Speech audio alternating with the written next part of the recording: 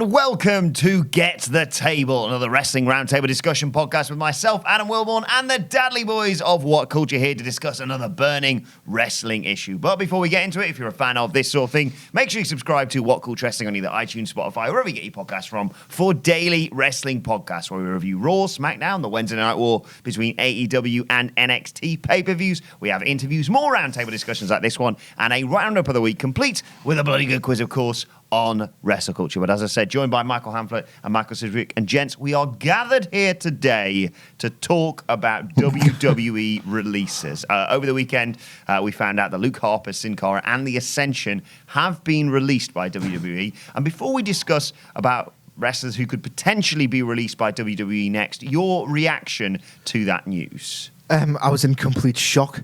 Everything we've been told about how WWE operates in 2019 and how much weird value they place on performers that aren't getting over, they've got no interest in getting over, they outright do not rate. In the case of Luke Harper, I just thought no one is going to successfully legally challenge them. There's been so much precedent of them just saying, no, you can't go anywhere, and them just going, all right. Like, there was no impetus for them to do it. So the whole thing just struck me as completely bizarre. I welcome it completely because it just serves absolutely nobody any purpose. Being cynical, I kind of thought when I saw this news, it's very telling how AEW's debuted on Dynamite. They've got numbers that they themselves would consider very impressive.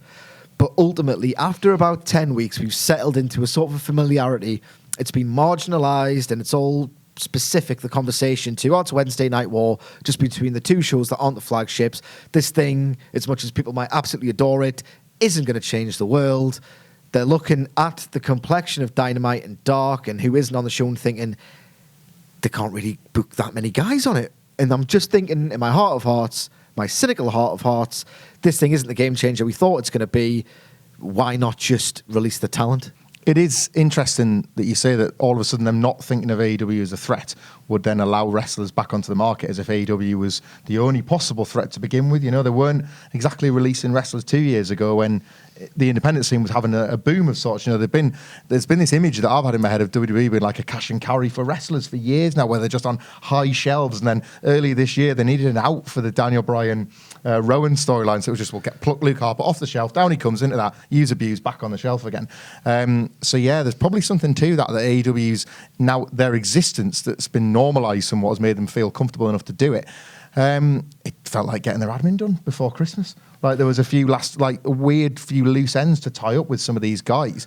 Are they looking at morale? Is it that sort of thing? Do they believe all of a sudden that these guys could be difficult presences backstage? I was going to say, is this anything to do with timing? Because you're looking at dates and back forward dating when they would be eligible to wrestle again. It doesn't strike me as anything that obvious. It's just the weirdest thing for me. I can kind of understand why they've done it, because maybe they do want a happier locker room. Reports of low morale have been very, very frequent this year. It just strikes me as a weird precedent set.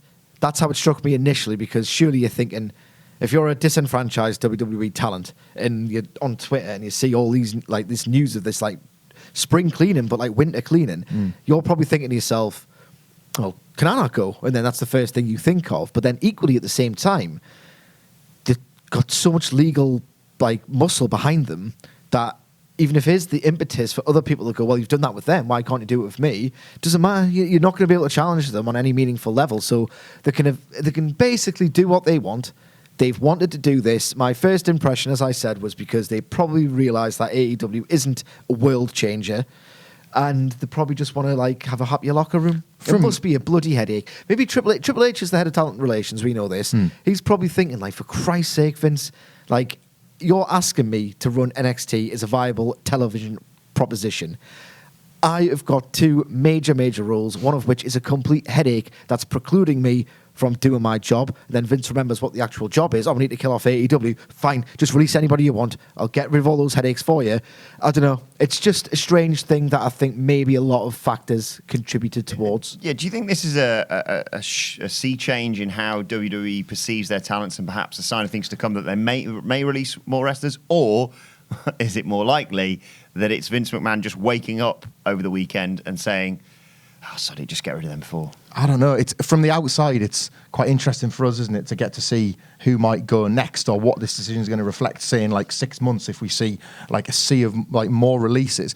Jim Ross used to call talent relations like the hardest job in wrestling, and then John Laurinaitis proceeded to prove it in his terrible role in that role. So Triple H does have it hard as it is, and maybe I think with the situation with these wrestlers in particular, He's got it easy, but that's another conversation. like I wonder if what's happening here. Jim Ross has often like talked on his podcasts and in various interviews about how, you know, he wasn't talent relations was often to do with cash and creative. That's his big catchphrase, you know. And at the moment, like talent can't really argue the toss over either of those things. So at least they could start playing chicken with their very careers if they genuinely believe that they're never going to get their hands on either. If they don't think they can make a lot of money, or if they don't think they can affect change in their character's life on television, then why not gamble on yourself again, the old-fashioned way, as it were. Mike Kanellis, who isn't on this like release list yet, he was quite public in his like request for saying that he wants to wrestle, which in his mind must mean that he wants to go out and make and better himself, you know, more than what the biggest wrestling company in the world can do for him. He thinks he can do better by himself, so I'm keen to watch other talent try. Before we get on to people like Mike Kanellis,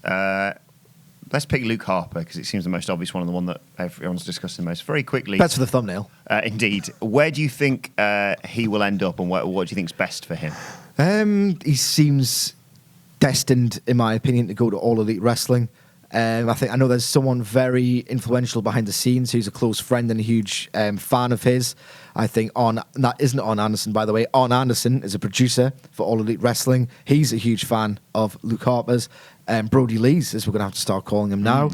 It just feels like a decent fit. I do think he'll work some indies, and I think he's got the leverage to tell AEW, like, this is when I want to come in. I've got some bucket list things I want to do first. Basically, just what Jon Moxley did.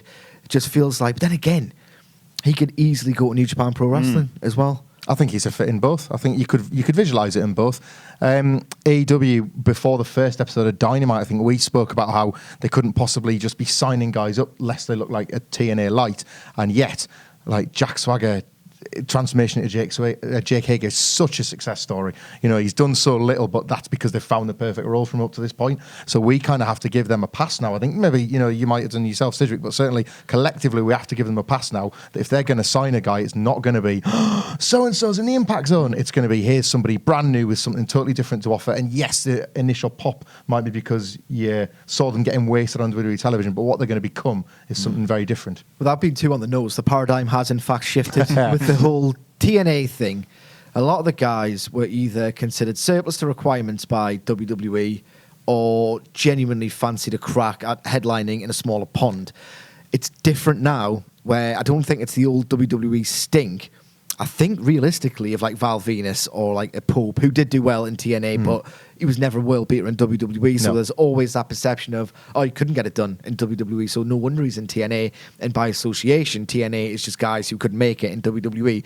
The paradigm is almost completely subverted, because now, particularly in the case of Moxley and to an extent Brody Lee, the difference is it's guys who could make it in WWE, weren't given the chance to make it in WWE, and now they've got the chance to prove WWE wrong. So I think the acquisitions of Moxley and Hager, to a lesser extent, if at all, Sean Spears, demonstrate that I don't think that's going to be as much of an optics problem as it would have been before Dynamite came on the air. The narrative has certainly changed as well, because I remember it was like a little bit of an inside joke across the desks that Moxley was the example we used to use, where fans online would be so desperate to see the independent guy that came before WWE that they would still refer to Dean Ambrose as Moxley on Raw last week wasn't looking good in that segment with Seth Rollins. You're like, come on, he's part of this system now. You kind of have to get on board with it. I want to see Tyler Black turning heel, you know, when they're talking about Seth Rollins.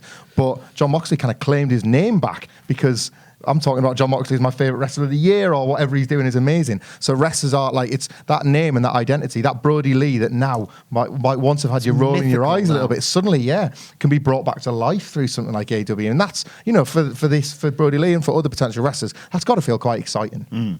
Well, let's transition over from talking about people who have been released to potentially who could be released next. You mentioned Mike Kanellis there.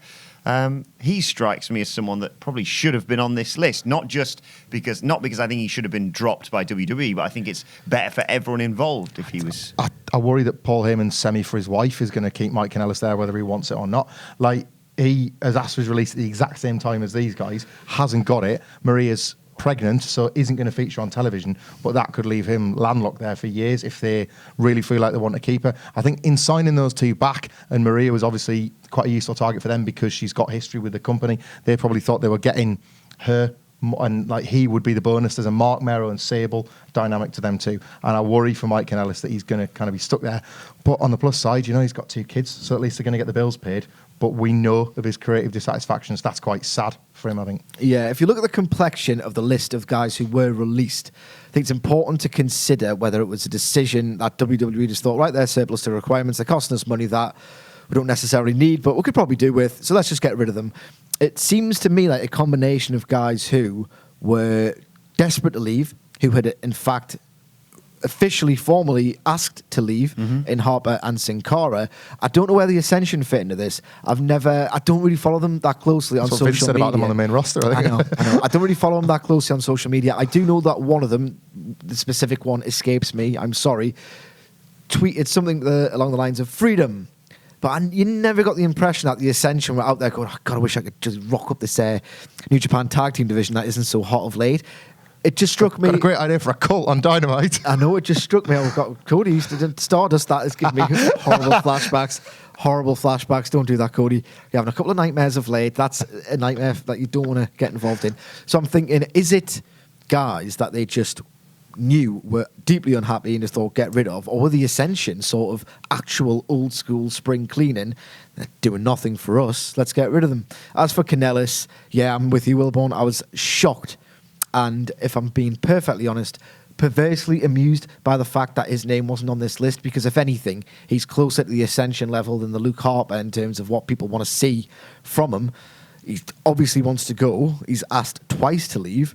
Maybe he's just trying to work us and wants $1 million instead of that 500,000.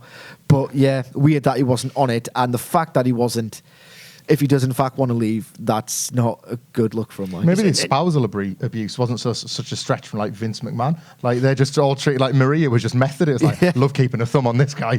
It annoys me because, you know, I really enjoy Maria, and I think Mike Kanellis' story is fascinating. They could do so much with him, and yet they just waste him away and have him to be the lesser of another Cook storyline. But anyway, other names that you popped into your head when you thought WWE could release them, perhaps? Tell you what, one name didn't, and I think I'm skipping ahead here, is the Revival. I think they want to go. They've handed in their release famously in their gear in the spring of this year. They were told that, no, we're going to make... They were told we're going to make a real push for the tag team division. Not just you, like we're going to completely change the face of tag team wrestling. But the hashtag FTR trunks, that was a come and get me when they wore them, wasn't it? You know, regardless of what they've turned them into. So they were told we're going to do everything with tag team wrestling, not just you. That never ever happened because, of course, it didn't. It's institutionally this company unable or unwilling to do anything with tag team wrestling. I just think they recognise their value to another company. You know what shocks me? That they haven't got that sweet money Finn Balor deal and just gone on to NXT with main roster money. They were received with a hero's welcome on that go home episode of NXT in that fabulous match against the Undisputed Era. They've been incompatible with Vince's vision for sports entertainment from the very start. That NXT tag division needs a team like Revival. You'd expect that, being away from the auspices of Vince McMahon, if anything, the version of NXT's tag team division and the potential it has is more aligned to their philosophy than AEW's, with its kind of loose rules and its like in-house style of like flash and aerials and all the rest of it. I generally think they would be happier in NXT than AEW. That's not on a personal level. That's everything I know from their professional careers. So it just strikes me as odd that they haven't gone that route, but they'll not release them. They know their value to AEW. It's WWE, so nothing's ever finished. So I suppose he used to say that doesn't eventually happen. You know, we're talking because they did a one-off and then didn't go back. But that's not to say that like eventually Triple H won't get his way if he's been asking for them. And you know, that could be the push and pull between Triple H and Vince could well be why they're not on the block, because he knows that there's something far greater to get out of them on this show, which is gradually becoming as big a priority as Raw and SmackDown. One name I wanted to mention is EC3. There was speculation online recently. I saw him tweeting saying that he wanted to explain recent events and then fantastic just tweeted something completely different, let's just say. Let's not get ourselves demonetised there. But he has had this surreal time up on the main roster since being called up as part of that wild sort of cherry picking of NXT stars, and he's a name who other people themselves have mentioned as just let him go and let him. If you're not going to do anything with him, let him go and do something else. I don't want to sound like I'm punching down during a time where I'm assuming EC3 is not having the best time of it. I'm not sure where he fits in modern WWE. He didn't fit on NXT because that brand just isn't set up enough. Maybe it would be more so now, actually, but it certainly wasn't when he was there set up enough for a guy that was so predominantly character-based. He strikes me as the archetypal sports entertainer. Well, yes, but he's quite funny and he's quite dry, but none of that breaks through into it. You've got to be big. You've got to paint in very, very broad strokes. And his funniest stuff is buried on the network on the brilliant NXT Redemption, which we recommend all the time because it's like sometimes you hate watching it, but then you're absolutely pissing yourself 5 minutes later. Even in this 24/7 division, he was doing some of the funniest stuff just by lifting a cup and watching the world happen. So he's definitely got a knack for wrestling comedy, but this has never been further away from his type of wrestling commentary. And his matches are just a little too dry, unless he's in a story with proper emotional investment and a clear heel and a clear baby face and all that sort of stuff. I don't think they get over in front of like a cold audience, and he's never going to get that program. So his matches are never going to deliver. For those reasons, do you reckon they sort of say they're going to release him and they're just showing Vince the sort of flashcard? So these guys can go, this guy can go, this guy can go, this guy can go. Who's that last one? Sorry, what was that? Who's that? Because he looks at EC3 and he's the ideal Vince McMahon guy. That's the great shame for EC3, in my opinion. WWE always felt like the destination. It felt like he didn't want to leave. He got released in a bygone era when they just released guys because they did not want anything to do with them or didn't perceive them to be talented enough to make a difference. He reinvented himself in Impact Wrestling, was such an inspired character. A character, incidentally, that completely makes a mockery of the whole, oh, well, Jason Jordan was screwed because no one could believe in it. No one believed he was Dixie Carter's nephew, but the character work was so strong and he was such a compelling presence that people just suspended their disbelief Wrestling anyway. fans want to do that, don't they? So, you know. This all, to me, felt like him doing a trial run to just go, right, okay, well, I wasn't what they wanted then, but I'm damn sure going to make myself what they want now. WWE felt like the destination for his particular talent, but in the meantime, the irony for him is that they've de-emphasised his kind of character, failed in my opinion, but they've really tried to emphasise what gets over in front of crowds now, and that's like in-ring work and dream matches and all the rest of it. And it just feels like he's a man without a country. Realistically, if you look at AEW, I think it shocked people the extent to which it's way more character-based, and they've done a lot more skits and comedy than expected. If you listen to the great man himself, Cody Rhodes, from the start, you wouldn't have had to, because he said it's a wrestling buffet, but where EC3 fits in to that at this point, I'm not exactly sure at all, and it feels like a subversion of what I was saying earlier. It would feel a bit like the TNA stink if he was to go at this time. He is broken by it too, as well, isn't he? Yeah. There was that half and half gift that somebody did earlier this year of his first entrance in NXT. You know, the bit where he points at the letters, the EC3, versus his last one when he was on WWE television, and the half-hearted effort was, oh, this guy again. He looks sick of his own title. Oh, it's me. I'm out here. I'm really sorry, guys. Like that. And I don't know if he was just working again, trying to get something over. But this, as we've seen with other guys, this will break you down. And do you not need somebody coming at something new with energy rather than the stink? I always, again, we kind of go back to someone like a Damien Sandow. It's TNA, it's always a bad example, but he came in kind of browbeaten by his experience in WWE, and you felt that through the screen, trying to force out the enthusiasm that was getting sapped away from him. And I do worry for EC3 that like AEW would just take a look and say, not at the moment, mate. You had a very interesting name that I hadn't even considered when we were discussing this earlier. Well, Liv Morgan is currently the fantasy booker's partner of Bray Wyatt, based on nothing. Which is fit, so that's why they're doing it. Well, yeah, all right, yeah. People fancy Liv Morgan, and they've always wanted a real life Sister Abigail. This was once Paige, before it was nearly Bray Wyatt himself in a dress, before it was somebody that Randy Orton killed before WrestleMania. Yeah. They've always AJ Lee as well. AJ Lee. They've always just wanted to see a cleavage in a goth dress and have her stand next to Bray Wyatt. And, my line, that. And Liv Morgan is that for no reason. Like, for no reason she's that. She's appeared on television, I want to say once, but it could be twice, since the brand split where she went to SmackDown and lost to Charlotte. We've already determined this. So she talks bollocks on Twitter? Yeah. So it's, oh, bollocks, it must be to do with Bray Wyatt. Like, she lost to Charlotte and then said, you're going to get a new me, and then didn't do anything with that, and then got drafted to Raw, which is where Bray isn't. So there's nothing other than all these people on Twitter and Reddit and YouTube comments and everywhere that you look, thumbnails included, saying that she's going to be with Bray Wyatt with no evidence towards it. If Sarah Logan, for example, who was once a partner of Liv Morgan, wasn't appearing on Main Event every week, fighting a Best of a Million series with, who was it? It was with Dana Brooke, wasn't it? And now she's moved on to Natalya doing the same thing. If she wasn't doing that, would people be saying, I think Sarah Logan's being kept off television for the big reveal with Bray Wyatt? No, she'd be in this conversation here. So until something actually happens, why should we not think that she's, in trouble, facing the axe? How do you feel about that? It feels like they made a big song and dance of her departure from SmackDown storylines earlier this year. I think with the best of intentions, there was an idea to repackage her. I do think with a performer of her, I don't want to say assets because that's such a synonym of like the Sun talking about tits, but with someone who is blonde, conventionally attractive, she's got a certain charisma about her, Liv Morgan, and I think her ring work was vastly improving before she was removed from screens. I just think they see something in her, but because it's WWE, they haven't got a clue what to do with it. And so she's safe, in my opinion. She's probably said, this is not me. Nobody on this podcast, this is not us calling for the heads or anything like that, I think I even noticed that she was like part of the Total Divas cast, and that's the lowest rated season ever. So you just look at the various ways this company might value a performer, and they're not even showing that by using taking her off telly is the biggest value they can show. I suppose that's it. Yeah, that's how guys get over, isn't it? Now the product's crap. We don't want you to be like engulfed by the stench of crap. So let's take you off telly. We'll get an idea for you because we care about you. But the problem is it's catch-22 because they can't think of any ideas, meaningful ideas to get people over. So she's in a sort of limbo where she can just get loads of time off. Work your gimmick on Twitter, but do not get cancelled. Yeah, it make a bit more sense because people want this Abigail thing and it ain't going to happen. Just have some more clarity in your words, please. Any other names that leap into your head when I talk about WWE releases? No, because I don't necessarily want to see anyone released unless they've made a massive plea for it on social media. That kind of doubles almost as a cry for help. Because one thing, I was thinking about this with AEW to myself. Sorry to bring it up, but it's salient. Relax.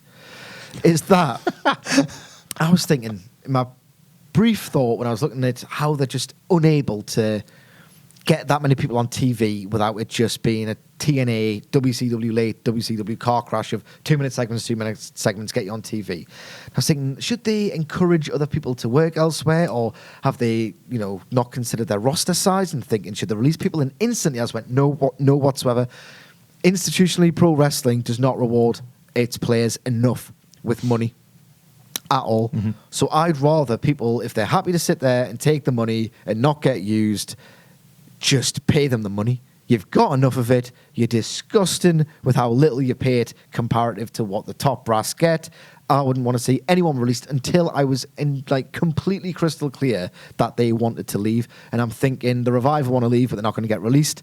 But they've got a fortuitous contract in which they are getting out next year, I think it is. Harper's gone. Sin Cara's gone. I didn't know if the Ascension wanted to go, but they're gone. Kanellis wants to go. They should release him. Is there anyone else who's at the top of my head who would really want to go? Well, the only other Daniel Bryan. Oh, yeah. He wants to work CMLL. He's not going anywhere. The only other name that came to my mind as a spring cleaning, as you say, or Christmas cleaning, as opposed to people actually wanting to leave, was the B team. However, they are being utilised by WWE. Granted, they're just being utilised as people who can be squashed on a weekly basis on TV, but worth considering. I think this is where that sort of speculation as well. There's not a lot of excitement in thinking about the B team getting released about whatever their past new would be. I recall a weird period in the mid 2000s. It would have been around 2004, 2005, where WWE released Steve Austin and The Rock they could really hold on to them, but they just didn't re-sign Steve Austin because he fell out with Vince McMahon. The Rock worked that WrestleMania with Mick Foley against the Evolution and then was released to go to Hollywood. I want them to release John Cena. Like he's a star now. I want the big headline: WWE released John Cena, and then for 3 weeks people talk about when he makes his in-ring return, will it be with Cody Rhodes? A US Championship match rematch, like just something stupid and dramatic like that because they can, and we all know. Imagine the thumbnails. Yeah, like Imagine the hits. It's just it was Andy Murray that like I have to give credit for that said WWE's in the content game now. Like that would make for some pretty great content if they said they were releasing John Cena. Us knowing full well that whenever like the USA Network get on the phone to Vince and bollock him into bringing back stars, he's the first one he calls. Yeah. They probably released Batista after WrestleMania. I want more of that sort of stuff because release the B team. Like so what? Like bless them. Like I'd worry more about their income. Because what are they going to do? They're in the mid to late 30s and they've got a lot of their life left and they might have to do something completely different. Ted DiBiase Jr. had to get the hell away from wrestling and start again. If these guys want to do it, they might not find the marketplace as fertile as it perhaps looks. Well, let's know your thoughts in the comment section below on who you think WWE will release next or should even release next. And don't forget to like, share and subscribe. And subscribe to WhatCulture Wrestling. Be nice. They've been underpaid for years. Yeah. Indeed, on either iTunes, Spotify, wherever you get your podcasts from for daily wrestling podcasts. Plus, you can let us know your thoughts on Twitter at WhatCultureWWE. And watch there, follow all three of us. You can follow Michael Hamflett at Michael Hamflett. Or Michael Sidgwick at. I've not been blessing the TL recently, but I promise, if this divorce segment is as bad as I think it's going to be, you're going to get an absolute popper at M. Sidgwick tomorrow morning. Hashtag blessing the TL. You can follow me at Adam Wilmore. Follow us all, as I said, at WhatCulture WWE. My thanks to the Dadley Boyz. This has been Get the Table. Thank you for watching, and we will see you soon.